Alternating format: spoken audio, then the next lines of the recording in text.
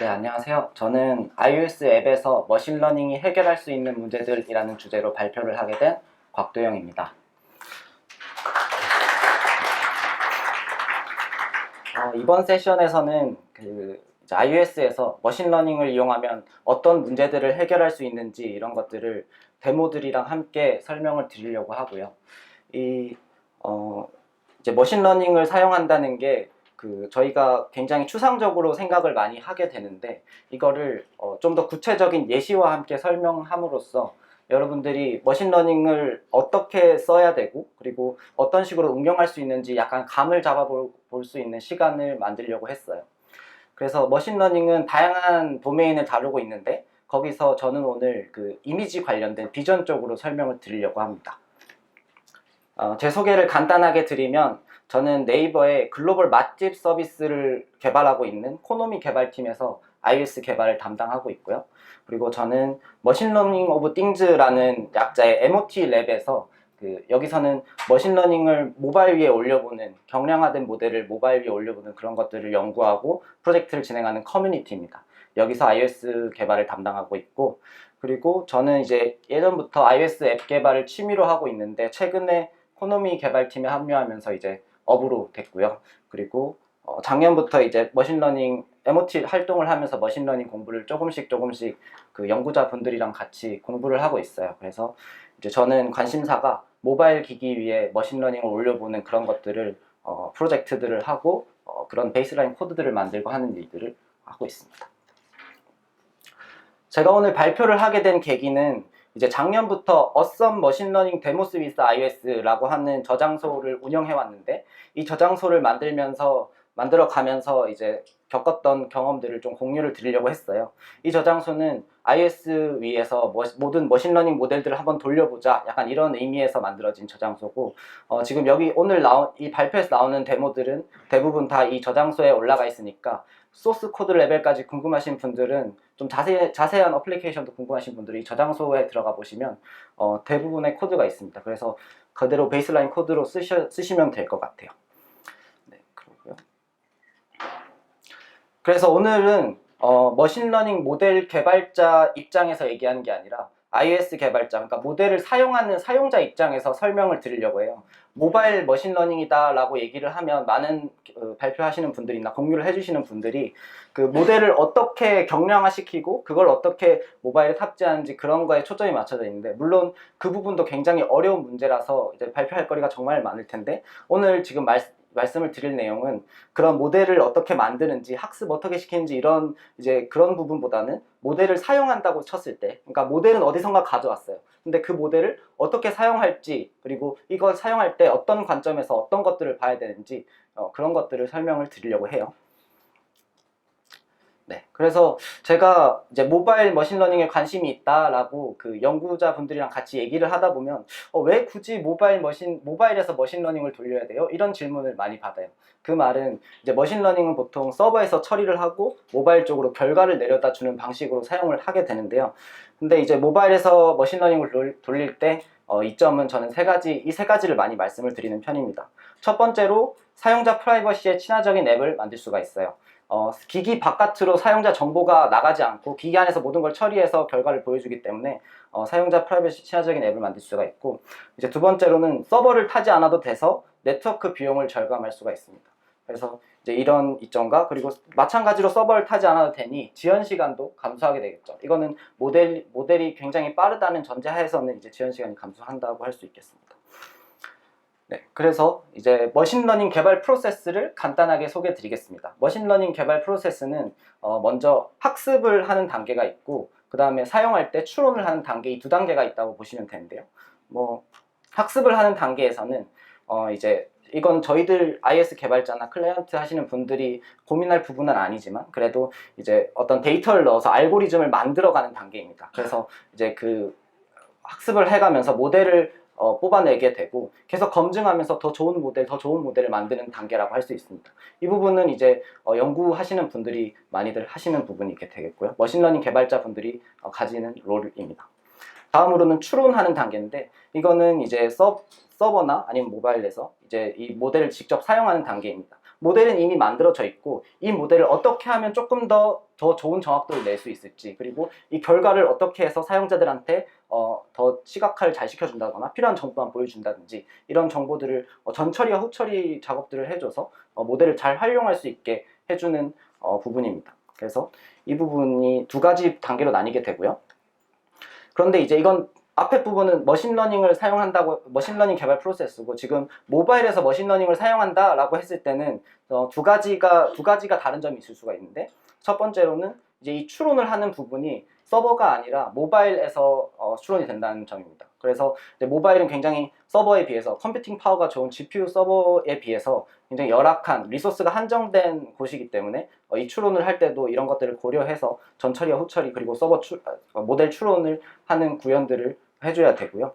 그리고 두 번째로는 이 모델을 추출하는 단계가 추가됩니다. 이게 무슨 말이냐면, 이제 학습을 해서 모델을 뽑아냈는데 이 모델을 서버에서 쓰면 그냥 그대로 사용하면 돼요. 그런 걸 제공을 해주기 때문에, 보통 머신러닝 도구에서는. 근데 모바일에서 사용한다 라고 하면 모바일용 프레임워크에 맞는 모델로 변환해주는 단계가 필요합니다. 그래서 이 모델을 변환해주는 단계가 추가돼서 보통 제가 경험했던 바로는 이 모델을 추출하는 단계에서 첫 번째 멘붕이 오고요. 두 번째로 이제 추론하는 단계에서 이걸 모델을 어떻게 사용해야 될지 막 이제 그걸 분석을 해야 되는데, 이제 이게 막 문서화가 잘 돼 있고 이러면은 상관이 없지만, 보통 이제 머신러닝 개발자로부터 이렇게 모델을 받게 되면 이 문서화가 잘 안 돼 있는 경우도 꽤 있거든요. 그래서 이 모델 스펙을 잘 몰라가지고 어떻게 이 나오는 값이 뭔지, 입력으로 뭘 넣어야 되는지 이런 것들에서 헤매게 됩니다. 그래서 이제 보통 추출과 그리고 전처리, 후처리 구현할 때 이슈들이 생길 수 있는데, 그래서 이제 오늘은 이 추론에 대한 얘기를 많이 하게 될 거고, 그래도 모델 추출 부분을 간단하게 이걸 어떻게 하면 좋을지 얘기하고 추론 얘기로 넘어갈게요. 모델 추출하는 부분은 이제 이 머신러닝 도구에 따라서 모바일용 머신러닝 도구로 변환을 해야 되는데, 그 도구마다 다 다른 변환기가 있습니다. 그래서 그 변환기를 잘 골라서 사용을 하면 되는데, 이 변환기들을 모아놓은 저장소가 있어요. 그래서 이 저장소에 있는 변환기에서 하나를 골라서 변환을 하시면 되고, 그리고 이게 한다고 해서 마음대로 다 되는 게 아니라 변환기에서 지원하지 않는 오퍼레이션 셋이 있으면 또 변환이 안 되는 경우도 있어요. 그래서 이제 그런 문제들이 생겼을 때 어떻게 해결할 수 있는지 가이드가 지금 이 코어 ML 서바이벌 가이드라고 하는 책에서 제공을 해주고 있어요. 그래서 이 책이랑 같이 변환하면서 좀 작업을 하시면 이 변환 단계에서 조금 손쉽게 넘어갈 수 있을 것 같고, 그냥 일종의 삽질이라서 많이 하다 보면은 이제 뭐가 되고 뭐가 안 되고, 어떤 거는 커스텀으로 구현하고 해야 되고, 이런 것들을 감을 잡으실 수가 있을 것 같아서 이제 이거는 넘어가도록 하겠습니다. 그래서 오늘 본론으로 들어가면 이제 추론에 대한 얘기를 할 건데요. 이 추론이 뭐냐라고 했을 때, 추론은 그 입력에 대해서 예측한 결과를 출력으로 내보내는 것을 이제 추론이라고 합니다. 저희가 보통 알고리즘을 만든다, 함수를 만든다라고 하면 그 입력에 대해서 정해진 스펙대로 그냥 결과가 정확하게 나오는 걸 말하잖아요. 근데 이 추론은 결과가 정해진 스펙이 아니라 그럴 것이야 라고 하는 그런 추측성을 가지고 있는 결과를 내보내는 게 추론입니다. 그래서 이제 이 추론된 결과는 물론 복잡한 문제를 해결할 수 있어서 좋긴 하지만 완전히 정확하다고 보장할 수는 없는 그런 결과를 준다는 게 특징이고요. 그래서 기존에 저희가 코딩으로 다 하나하나 해결하려고 했을 때 해결할 수 없었던, 힘들었던 문제들을 이 머신러닝을 통해서, 딥러닝을 통해서 어느 정도 해결할 수 있게 되는 게 생기는데, 예를 들어서 그 소리 파일이 입력으로 들어왔을 때 이 소리에 인식된 말의 글자가 출력으로 나오는 함수를 작성해라 라고 하면은 이게 어디부터 어떻게 작성해야 될지 모르겠잖아요. 근데 이제 머신러닝, 딥러닝을 활용하면 모델을 학습시키는 틀을 만들고 학습을 시키면 이제 그런 함수를 하나 만들 수 있게 되는 거죠.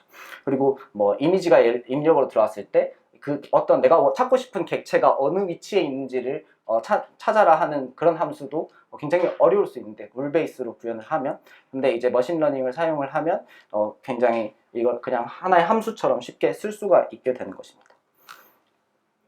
네, 다음으로는 이제 추론할 때 사용하는 도구들을 간단하게 보고 넘어갈 텐데요. 이미 많은 분들이 알고 계실 수도 있지만 애플에서 제공하고 있는 코어 ML이라는 게 있고, 구글에서 제공하고 있는 텐서플로우 라이트가 있고, 그리고 페이스북에서 지원하고 있는 파이토치 모바일, 이번에 새로 나온 도구가 있습니다.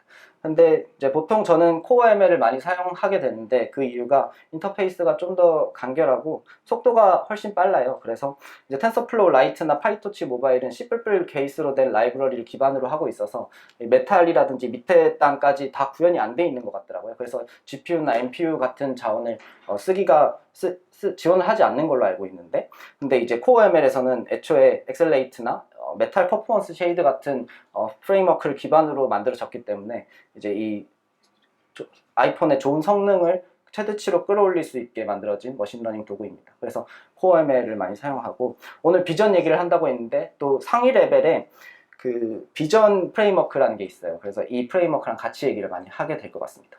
이 상위 레벨에 있는 프레임워크들은 도메인 스페시픽 프레임워크라고 애플에서 많이 부르는데요. 이 프레임워크는 이제 모델을 전 처리, 후 처리하는 데 도움을 주기도 하지만, 이 모델이 없어도 제공되는 API를 가지고 딥러닝 기능을 사용할 수 있게, 마치 그냥 함수를 쓰듯이 모델을 어디서 가져오지 않아도 쓸 수 있게 해주는 기능들을 제공하고 있어요. 그래서 이 비전이나 내추럴 랭귀지, 스피치 이런 프레임워크들 임포트를 시키면 그대로 모델이 있는지 없는지도 모른 채 그 좋은 기능, 머신러닝 기능들을 사용하실 수가 있습니다. 그래서 iOS에서 머신러닝을 사용하는 방법은 두 가지가 있을 수 있는데요. 방금도 말씀드린 것처럼 그 도메인 스페시픽 레벨의 프레임워크를 사용하는 방법, 프레임워크 API를 사용하는 방법이 있고, 여기서 제가 찾고자 하는 문제를 이 프레임워크에서 제공을 해준다. 만약에 사진에서 글자가 어디 있는지 찾고 싶은 API가 필요한데, 그런 모델이 필요한데 이 비전이라고 하는 프레임워크에 그 기능을 제공하고 있거든요. 그래서 그거를 제공한다 하면 이 비전 프레임워크를 그냥 써서 해결을 하면 되는 거고요.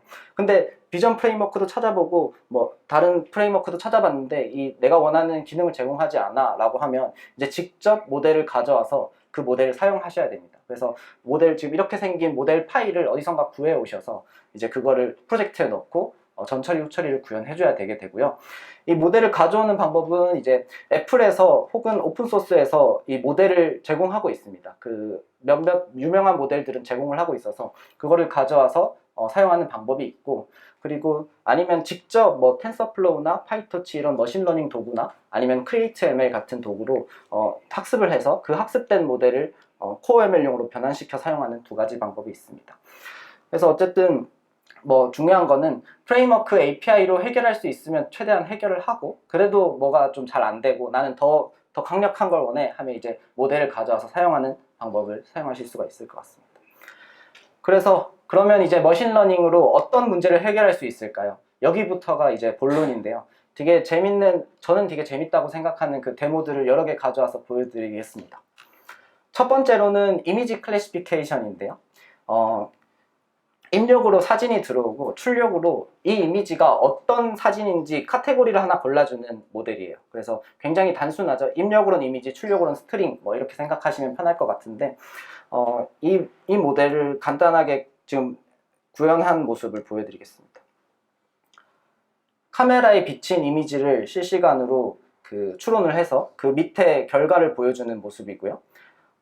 여기서는 배낭 아니면 식탁 이런 식으로 추론이 되고 있는 모습을 보실 수가 있는데, 이게 어떤 이미지인지를 찾아내고 있는 중입니다. 이렇게 아이폰 10에서 실행시킨 모습이고, 이 정도 속도로 추론이 되는 거를 간단하게 볼 수가 있었고요. 그래서 이 이미지 클래시피케이션 모델을 어떻게 해서 사용할 수 있냐라고 했을 때 구현 방법을 간단하게 소개를 드리면, 일단 제일 먼저 해야 되는 거는, 만약에 모델을 가져와서 사용한다고 했을 때 그때 이제 모바일랩 V2, 이게 이미지 클래시피케이션 모델 중 하나예요. 이 모바일랩 V2라는 모델을 가져와서 엑스코드에 드래그 앤 드롭을 넣습니다. 그리고 빌드를 한번 실행시켜요. 빌드를 하면 자동으로 이제 모바일랩 V2라고 이름으로 된 클래스가 하나가 생성이 되고요. 그리고 이제 그 클래스를 활용해서 뭔가 이제 작업을 하게 됩니다. 구현 방법은 크게 두 가지가 있는데, 이제 첫 번째로는 이제 모바일랩 V2 모델을 만들어서 이제 prediction이라고 하는 메소드를 호출해서 그 결과를 사용하는 방법입니다.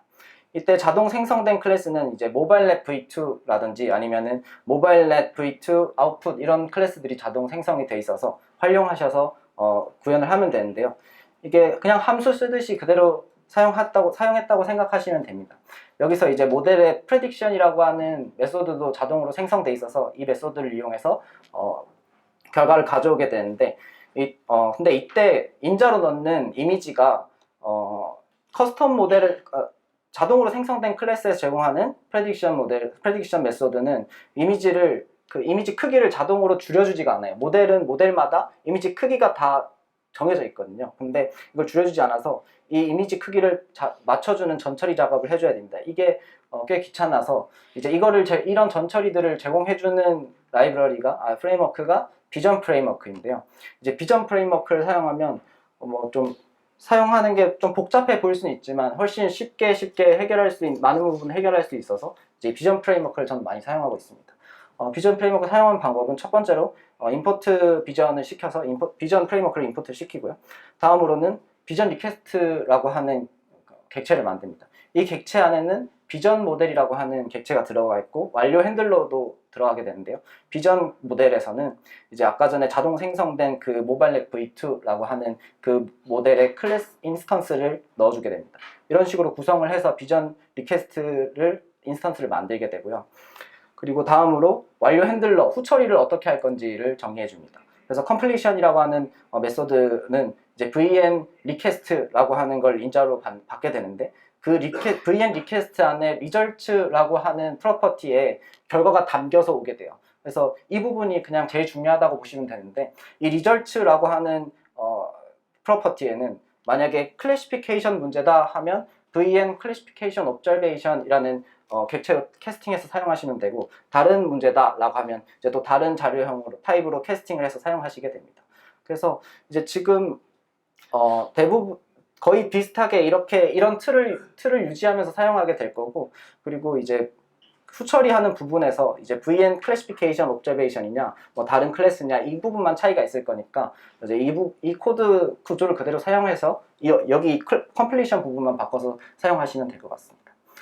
그 다음으로 이제 이건 진짜로 추론을 하라라고 하는 메소드를 호출하는 부분인데요. 리퀘스트 핸들러 객체를 만들어서 핸들러 객체를 만들 때 그 입력 이미지에 대한 정보를 넣고요. 그리고 그 핸들러의 perform이라고 하는 메소드를 호출하면 실행이 됩니다. 이 perform이라는 메소드를 호출하면 만약에 모델이 무겁고 느린 모델이다 라고 하면 그때 지원 시간이 많이 걸릴 테고 만약에 가벼운 모델은 빨리 끝낼 수 있겠죠. 그래서 이 perform을 호출할 때는 이제 사용자들한테 좀 좋은 경험을 주기 위해서 뭐 백그라운드에서 실행을 시킨다든지 하는 추가적인 작업들을 해주시면 될 것 같습니다. 그래서 뭐 앞에 뭐 코드 같은 거는 이제 그냥 소스로 애플 문서나 이런 걸 보면 다 나와 있으니까 간단하게 한번 봤고, 중요한 거는 이제 이미지 클래시피케이션이 그래서 뭐냐라고 했을 때 사진이 들어오면 어떤 카테고리에 속하는지 그 속하는 카테고리를 찾아주는 문제이다, 모델이다 라고 생각하시면 되고요. 그리고 이제 입력으로는 이미지, 출력으로는 카테고리가 나오는데 이 카테고리에 대한 정보는 VN Classification Observation이라고 하는 이 타입에 들어있다라고 생각하시면 될 것 같습니다. 네, 다음으로 이제 오브젝트 디텍션인데요. 오브젝트 디텍션은 좀 더 재밌는 모델이에요. 이 모델은 이제 이미지가 입력으로 들어왔을 때 여기 이미지 안에 보이는 그 내가 찾고자 하는 객체의 위치와 영역을 찾아주는 모델입니다. 그래서 지금 이것도 아이폰 10에서 실행시킨 모습인데 뭐 책이나 가방 아니면 컴퓨터 이런 것들을 찾고 있는 모습을 볼 수가 있죠. 이것도 이제 이미지가 입력으로 들어오면 위치와 영역을 찾아준다고 했는데 이제 위치와 영역만 찾아주는 오브젝트 디텍션 모델이 있을 수가 있고, 위치와 영역 그리고 지금 여기서 보이면 잘 안 보일 수 있는데 카라던가 아니면은 뭐 트래픽 라이트 이런 어떤 객체인지까지 식별해주고 있잖아요. 이거는 디텍션을 넘어서 레코그니션을 했다고 해요. 그래서 이제 이 레코그니션까지 하게 되면 위치와 영역 그리고 카테고리 정보까지 다 들어가서 이제 보여주게 됩니다. 그래서 위치만 보여주면 VN Detected Object Observation을 반환하게 될 거고요. 그리고 위치 영역 그리고 카테고리까지 반환하면 이제 VN Recognized Object Observation을 반환해서 거기에서 이제 위치 정보, 카테고리 정보를 사용하실 수 있습니다. 오브젝트 디텍션에서 이제 주의해야 될 점은 필요할 때 후처리 작업을 좀 해줘야 된다는 점인데, 그 위치와 영역을 받는다고 했잖아요. 이 위치가 보통 이 모델을 학습하는 사람에 따라서 조금씩 다를 수 있지만 보통은 왼쪽 하단이 0,0으로 잡아서 학습을 하게 돼요. 그래서 이거를 코어 그래픽에서는 왼쪽 상단이 0,0이 돼서 그림을 그리게 되잖아요. 그래서 이걸 뒤집어 주는 것과 그리고 이게 모델에서는 최대치가 1,1까지 1.1,1.1까지 나오게 되는데 이거를 위드 헤이트 뷰의 위드 헤이트에 맞춰서 스케일링 해주는 작업이 필요합니다. 그래서 이거는 CG 어파인 트랜스폼을 이용해서 뒤집어주는 작업과 스케일링을 하는 작업을 적용시켜주면 이제 간단하게 해결하실 수가 있습니다. 네, 오브젝트 디텍션 간단하게 다시 정리를 하면 이제 객체의 위치와 영역을 찾아주는 모델이다 라고 생각하면 될 것 같고요. 그리고 입력으로 이미지가 들어오고 출력으로는 위치와 영역만 내주는 디텍티드 오브젝트 옵저베이션이나 아니면 위치와 영역 플러스 카테고리까지 내주는 레코그나이즈드 오브젝트 옵저베이션 이 두 가지 중 하나로 내려준다고 생각하시면 됩니다.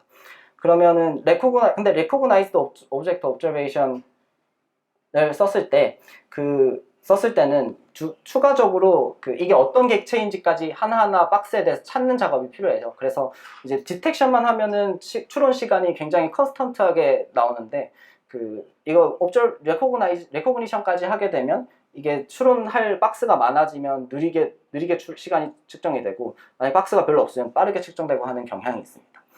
그리고 후처리로는 이제 방금 말씀드린 것처럼 좌표 변환을 해줘야 되는 일들이 있고요. 이걸 좀 더 응용해서 API로 제공을 하고 있는 애플에서나 구글에서 API로 제공을 하고 있는데 텍스트 디텍션과 텍스트 레코그니션입니다. 텍스트 디텍션은 이름에서 알 수 있듯이 글자의 영역과 위치를 내려다주는 그런 API이고요. 애플 비전 프레임워크에서 제공을 하고 있고, 그리고 텍스트 레코그니션은 위치와 영역뿐만이 아니라 이게 어떤 글자인지까지 스트링 형태로 주고 있어요. 그래서 이 두 가지가 나뉘어서 제공이 되고 있고, 딱 올해 이제 애플에서 비전 프레임워크에서 레코그니션까지 제공을 하고 있고요. 작년에 아마 구글 MLKit에서 이 텍스트 레코그니션 기능을 제공하고 있습니다. 그래서 이 텍스트 레코그니션도 아까 방금 말씀드린 것처럼 추론 시간이 가변적이에요. 글자가 많이 있으면은 느리게 추론되고요. 그리고 글자가 적게 있는 건 좀 빨리 추론되는 편입니다. 네, 좀 이건 재미로 가져와 봤는데요. 텍스트 레코그니션을 활용한 간단한 어플리케이션입니다. 이 책을 막 쌓아놓고 여기에 내가 원하는 찾고자 하는 책을 찾을 때 이제 사용하는 어플리케이션인데, 검색창에 글자를 치면 레코그니션 된 부분에 활성화를 시켜주는 보수입니다. 그래서 서점 가서 내가 원하는 책을 찾고 싶은데 그걸 이제 막 찾다 보면 힘들잖아요. 그냥 카메라에 갖다 대서 이렇게 할 수 있을 것 같아서 만들어 봤고요. 근데 가로로 만들어 놓은 건 이게 이렇게 가로로 돼 있어야지만 추론이 돼서 가로로 다 세팅을 해서 준비를 했습니다. 그리고 네, 다음으로는 이제 앞에까지가 비전에서 되게 기본적으로 많이 사용하는 클래시피케이션과 디텍션 문제들을 봤는데요. 이제부터는 조금 더 어려운 문제들 얘기를 하게 될 것 같습니다. 뎁스 프레딕션과 포즈 에스티메이션, 이미지 세그멘테이션인데 최대한 데모 위주로 간단하게 넘어가도록 노력해 볼게요. 뎁스 프레딕션은 이것도 이미지가 입력으로 들어오면 그 이미지에 대해서 픽셀별 카메라와의 거리를 2차원별로 나타내주는 모델이에요. 그래서 이제 보통 우리가 생각할 수 있는 게 애플에서 뎁스 카메라라는 기능을 제공하고 있잖아요. 이건 하드웨어적으로 이게 사진의 깊이가 어떻게 되는지를 찾는데, 이 모델 같은 경우는 한 장의 사진만으로, 그냥 JPG 같은 사진만으로 이 뎁스를 찾아주는 모델입니다. 그래서 입력으로는 이미지고 출력으로는 뎁스맵이라고 하는 결과를 내려주게 되고요. 이때 뎁스 카메라가 없는 기종에서 이제 뎁스를 찾고 싶을 때 이런 모델을 활용하면 될 것 같습니다. 이 뎁스 프레딕션이 있고요. 다음으로는 포즈 에스티메이션인데 이거는 사진에서 사람의 골격 위치를 찾아주는 모델입니다. 그래서 이번에 애플의 ARKit에서 People Occlusion이라고 하는 기능으로 API를 제공을 하고 있는 기능이기도 하고, 이걸 그 API를 쓰면은 모델이 있는지 없는지 상관없이 그냥 쓸 수 있는 거고, 만약에 모델로 가져와서 좀 더 빠른 걸 원하거나 아니면 사람을 여러 번 추론하는 걸 원한다면 이제 이 다른 머신러닝 모델을 가져와서 변환해서 사용하게 되는데, 이때 결과로 나오는 거는 히트맵이라고 하는 양식으로 나오게 돼요. 이것도 2차원 배열인데 뒤에 가서 설명을 드릴게요. 이거 간단하게 이게 어떻게 추론되는지 보여드리는 데모입니다. 이렇게 머리 끝 좌표나 아니면 목 좌표, 양 어깨 좌표, 이런 좌표들을 결과적으로 추론해내서 보여주게 되는 모델이고요. 지금 되게 잘 되는 것만 가져온 거긴 한데, 이게 또 배경이 너무 화려하거나 이러면은 잘 안 되는 경우도 있고, 이 모델은 한해서는 그래요. 근데 또 어떤 무거운 모델들은 다 잘 되는 모델들이 있으니까 이제 다양하게 조사해 보시면서 사용하시면 좋을 것 같습니다. 히트맵 얘기를 조금 더 하고 싶었는데요. 왼쪽에 보이는 게 그 히트맵으로 나오는 그 날것의 데이터고, 이걸 어떻게 가공을 해서 이제 오른쪽에 보이는 점 좌표로 만들게 됩니다. 히트맵은 그 내가 추론하고 싶은 포인트의 개수만큼 나오게 되는데, 이 모델 같은 경우는 이제 그 히트맵이 14개가 나와요. 그 말은 머리부터 이제 발 밑에까지 14개의 점들을 찾고 있는 모델이라는 뜻입니다. 그래서 이제 이 각각의 히트맵에 대해서 점으로 뽑아내게 되고요. 그리고 그 점을 어떻게 이제 또 아까 트랜스폼 시켰던 디텍션 모델에서 트랜스폼 시켰듯이 트랜스폼을 시켜서 이제 화면에 보여주면은 이와 같은 모습을 보실 수가 있습니다. 네, 그래서 14개의 히트맵을 14개의 점으로 바꾼다. 이 점이 후처리에서 중요한 부분이고요.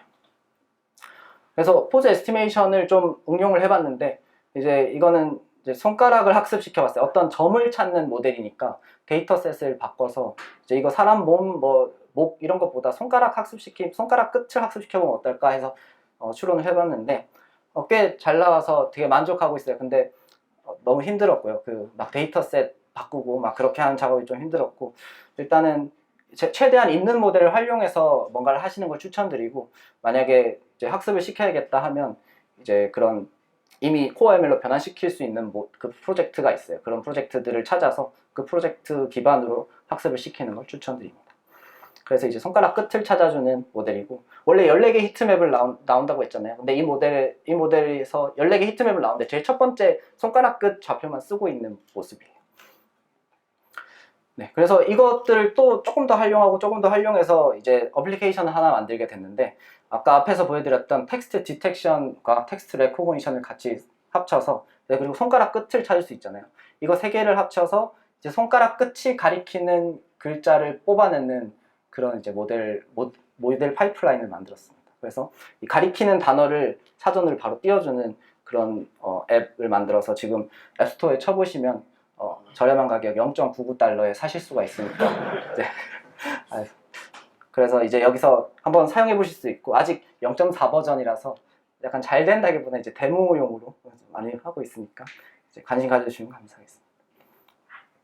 다음으로는 이제 이미지 세그멘테이션입니다. 이거는 여러분들도 많이 자기도 모르게 써보고 있었을 수 있는데, 그 사진에서 일단 픽셀별로 카테고리를 찾아주는 거예요.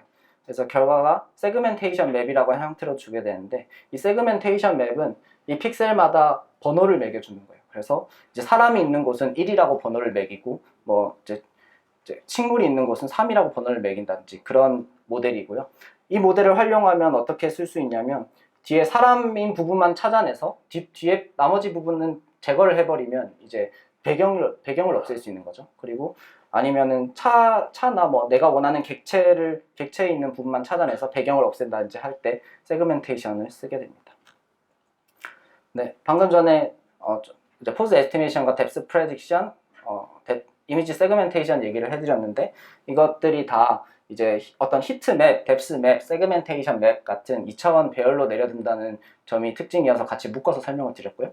그리고 히트맵은 이제 플룻형으로 돼 있는 0에서 1 사이 값으로 돼 있는 2차원 배열입니다. 이게 14개가 들어오니까 사실 3차원 배열이 되는 거죠. 그래서 히트맵은 그런 식으로 돼 있고, 뎁스맵도 0에서 1 사이 값으로 돼 있고, 그 뎁스맵에서는 0일수록 가까운 거리다, 1일수록 먼 거리다, 이런 식으로 정의가 돼 있어요. 그래서 그런 거고, 세그멘테이션 맵은 이제 인트 값으로 2차원 배열로 된 값으로 들어오게 되는데, 이게 다 인덱스 하나하나가 어떤 클래스로 추론이 됐는지를 표현하는 거기 때문에 이 인트 값으로 표현이 됩니다. 네, 다음으로 이제 마지막입니다. 이미지 스타일 트랜스퍼랑 슈퍼 레졸루션 두 가지를 설명드리고 데모를 끝낼 건데요. 이건 둘 다 이미지에서 이미지로 결과를 주는 모델들을 이야기합니다. 이미지 스타일 트랜스퍼는 이제 이미지가 입력으로 들어오면 어떤 내가 원하는 고후풍의 그림으로 바꿔줘 하면 이제 고후풍의 이미지로 결과를 받게 되는 거고, 아니면은 이제 웹툰풍으로 바꿔줘, 아니면 윤곽선만 따내줘, 그런 이미지 처리 같은 걸 할 때 쓰는 모델입니다. 그래서 여러 가지 재밌는 모델들이 있고요. 슈퍼 레졸루션은 작은 이미지를 크게 만들어주는 모델이에요. 그래서 이것도 이제 작은 이미지를 두 배 크기로 크게 해줘, 그런 식으로 이 모델에 넣으면 이제 결과로 나오게 되는 이미지 투 이미지 모델들이 있을 수 있습니다. 네, 정리 한 번만 하고 가면은 이미지 클래시피케이션은 이제 카테고리를 찾아주는 모델이다. 그리고 오브젝트 디텍션은 위치와 영역을 찾아주는 모델이다. 그리고 뭐 뎁스 프레딕션, 포즈 에스티메이션, 이미지 세그멘테이션은 어떤 2차원 배열, 맵 같은 결과로 내려다 주게 되는데 이걸 잘 후처리를 해서 사용하면 되는 거고, 이미지 스타일 트랜스퍼나 슈퍼 레졸루션은 이미지 투 이미지 모델들이 있다. 이렇게 생각하시면 될 것 같고요. 이것들을 어떻게 잘 활용해서 재밌는 결과를 만들어낼 수 있을지 좀 영감을 드리려고 다양한 모델들을 좀 준비를 해봤는데, 이것 말고도 되게 다양한 도메인들이 있어요. 아직 연구가 많이 되고 있어서 어플리케이션 단에서 사용할 만큼 이렇게 프로젝트가 많이 있진 않지만 이제 계속 점점 더 어려운 문제들을 해결하는 모델들이 있으니까 이쪽으로 찾아보시면 재밌는 모델들이 많이 있을 겁니다. 네, 어떤 문제들이 있는지는 알았고, 이걸 서비스의 모델을 사용한다고 했을 때 고려할 점 2가지를 준비를 해봤는데요. 첫 번째는 실 데이터로 모델을 검증을 해봐야 돼요. 이게 모델을 학습시킨 결과만 보고 어큐러시가, 그러니까 정확도가 99%래 라고 하는 걸 믿고 바로 사용했다가는 내가 원하는 결과가 안 나올 수도 있어요. 뭐 이것까지 이런 것도 못 찾아? 이런 생각이 들 수가 있거든요. 그래서 실 데이터로 모델 검증을 하면서 이 모델 진짜 쓸 수 없는지 검증을 하셔야 되고요. 두 번째로는 추론 속도를 비교를 하셔야 됩니다. 그래서 이게 디바이스마다 추론 속도가 굉장히 다른 모델이 있고 좀 비슷한 모델들이 있는데, 이런 거에 따라서 어떻게 사용자들한테 이 모델 똑같은 사용자 경험을 줄 것인지, 아니면은 느린 모델은 어떤 식으로 우회를 해서 좀 더 편하게 할 것인지를 고민을 하셔야 됩니다. 기기별 추론 속도 비교를 좀 가져오면 의미가 있을 것 같아서 그래프를 그려봤는데요. 지금 제일 최근에 나온 아이폰 11대 이미지 세그멘테이션 모델 기준으로 아이폰 11대 모델에서는 36ms 뭐 이렇게 나왔는데, 이제 아이폰 XS 이제 작년 모델, 재작년 모델로 가면 100ms 이상 나오고 있어요. 이게 차이가 한 3배, 4배 정도 나고, 많이 차이 나면 10배씩 차이 나는 경우가 있으니까, 이제 이거를 10배씩 차이 나는데 똑같은 사용자 경험을 주면, 만약에 로딩바만 띄워놨으면 그 로딩바를 계속 10초 동안 0.3초 동안 보고 있어야 될 수 있는 거죠. 그래서 이제 이런 것들을 고려해서 앱을 만드시면 좋을 것 같고, 이 36ms, 5ms가 그 FPS 30대 선이에요. 그래서 FPS 30대 안에 처리를 다 끝내면 실시간으로 추론한다라고 생각할 수 있는데, 이제 이 30대 안에 들어가면 실시간으로 사용할 수 있다라고 생각하셔도 될 것 같습니다. 그리고 이게 이미지 클래시피케이션 모델인데요. 모바일랩 V2 모델을 가져와 봤습니다. 이 모델 이름에서 알 수 있듯이 모바일용으로 만들어진 모델이에요. 그래서 이제 이미 충분히 경량화되고 빠르게 만든 모델이라서 기기가 좋아지고 좋아졌다 해도 그렇게 크게 아까 이미지 세그멘테이션만큼 변화가 크진 않는 모습을 볼 수가 있는데요. 그래도 이제 더 빨라지다 못해 이제 FPS 60대로 이제 아이폰 11대 기기에서는 추론이 되고, 그리고 이제 아이폰 10에서도 그래도 50ms 정도가 걸리는 걸 볼 수가 있어서 이거는 그래도 제가 생각하기에는 좀 그 실시간으로 추론하는데 사용할 수 있지 않을까라는 생각이 들고 있습니다.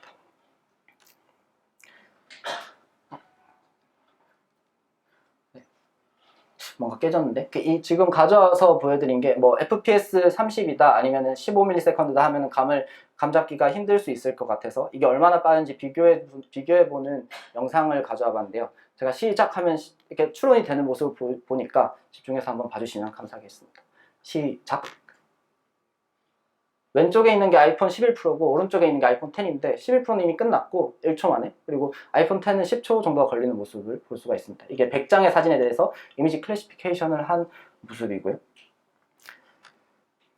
그래서 오늘은 이제 다양한 모델들을 살펴봤고, 그 모델들이 기능들을 어떤 걸 출력으로 주는지 그런 기능들을 봤습니다. 그리고 모델별 입력은 어떻게 해야 되고 출력은 어떻게 해야 되는지, 그리고 사용할 때 어떤 코드를 사용해야 되는지를 봤고요. 그리고 이제 마지막으로 서비스에 사용할 때 어떤 걸 고려해야 되는지, 실 데이터로 검증을 해야 된다든지 추론 시간을 고려해야 된다든지 하는 것들을 살펴봤습니다. 이렇게 다양한 모델들은 아까 제일 처음에 보여드렸던 그 Awesome 머신러닝 데모스 위드 iOS라고 하는 저장소에서 각각 저장소로 구현이 돼 있으니까 관심 있는 분들은 이 저장소를 한번 살펴보시면 좋겠고, 네, 일단은 제가 이 머신러닝이라는 주제로, iOS에서 머신러닝이라는 주제로 혹시 관심 있으신 분들은 저한테 연락을 해주시면 저랑 또 재밌는 얘기를 나눠볼 수도 있을 것 같고, 뭐 저장소에 관련돼서 궁금한 점이 있으신 분들은 또 저한테 그 이슈로 남겨주시거나 이렇게 메일로 보내주시면 또 저랑 재미있는 얘기 나눠볼 수 있을 것 같아요. 아, 그리고 지금 저희 제가 아까 말씀드렸던 제가 있는 조직인 코노미 개발에서, 그러니까 네이버 코노미 개발에서 많은 아직 하이어링을 하고 있습니다. 그래서 만약 이런 주제로 관심이 있거나 아니면은 또 iOS 앱으로 이제 만들려고 하는 많은 것들이 있으니까 글로벌로 서비스를 하는 거라 점점 커지고 있는 추세예요. 그래서 이쪽으로 관심 있으신 분들은 저한테 연락해 주시면 감사하겠습니다. 네, 이상으로 발표를 마칠게요. 끝까지 들어서 감사합니다.